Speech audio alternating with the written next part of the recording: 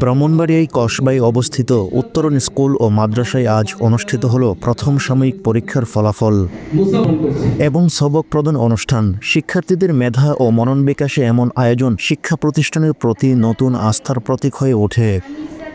মোহাম্মদ মাসুদ আলমের সভাপতিত্বে অনুষ্ঠানে প্রধান আকর্ষণ হিসেবে উপস্থিত ছিল কসবা তফাজ্জল আলী ডিগ্রি কলেজের অধ্যক্ষ আবুল কালাম আজাদ। বিশেষ অতিথি হিসেবে উপস্থিত ছিলেন পৌর উচ্চ বিদ্যালয়ের ভারপ্রাপ্ত প্রধান শিক্ষক মোহাম্মদ সালাউদ্দিন, আদর্শ স্কুলের প্রধান শিক্ষক মোহাম্মদ হেলাল উদ্দিন, দেবিদ্দার ফাজিল মাদ্রাসার আরবি প্রভাষক হযরত মাওলানা নোমান সিদ্দিকী এবং উত্তরণ স্কুল ও মাদ্রাসার director H M. Mamun, Shawkat school বিভাগের প্রধান শিক্ষক আমির হামজা প্রমুখ।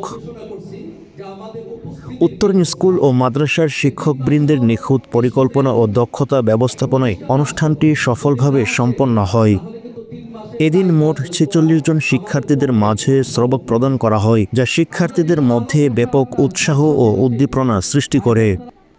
এ ধরনের আয়োজন নিয়মিত হলে আগামী প্রজন্ম হবে আরও মেধাবী ও আদর্শবান, এমনটাই প্রত্যাশা উপস্থিত সবার। অনেক অ্যাক্টিভ থাকেন আমাদের সাথে পড়বেন। অনেকে বলেন 2 দিন ধরে আপনি গ্রুপে নাই।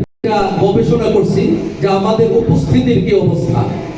এই 3 মাস তো স্টুডেন্ট প্রতিষ্ঠানে আসতে হবে, যদি না আসে তাহলে কিন্তু 3 মাসে কাজটা শেষ করা আমাদের পক্ষে সম্ভব না। আমরা যেটা লালন করি সেটা হচ্ছে আমাদের হিপসও শেষ হবে, পাশাপাশি আমার স্টুডেন্ট এসএসসি পাস করবে, দাখিল পাস করবে, আলিম পাস করবে, আবার ফাজিল পাস করবে, কামিল করবে, অনার্স মাস্টার্স করবে, তার বয়স অনুযায়ী আমরা সেইভাবে আগাচ্ছি। এজন্য এখানে